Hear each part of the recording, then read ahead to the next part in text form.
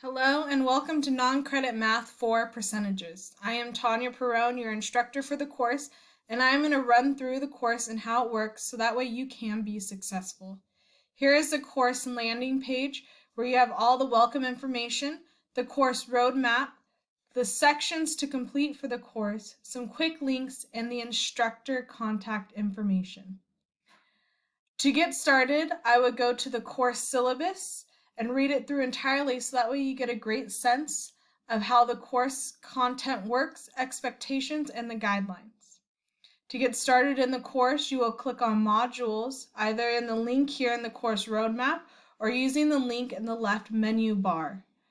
Once you click on modules, you will see all of the course content given to you.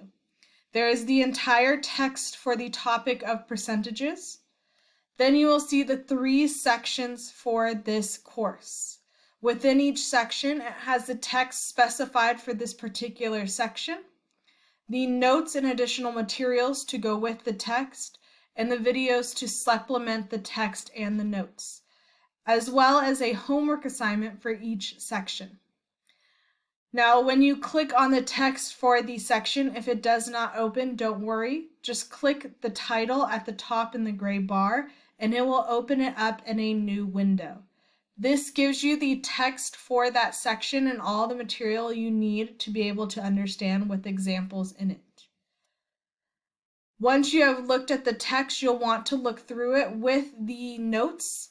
When you click on the notes, it does open in a Word document downloaded that you can open up and edit yourself. This goes through the entire notes and examples that are there in the text for you. You can print them out and write on them, or you can edit them within Word. Once you have looked at the notes and the text together, you also want to use the videos as a supplement for those two. Some sections have one video, some have more than one, and you'll want to go through the video notes to see how the examples are done. After you have completed the notes, looked at the text and the videos, you'll want to complete the homework assignment. The homework assignment could be anywhere from 10 to 20 problems.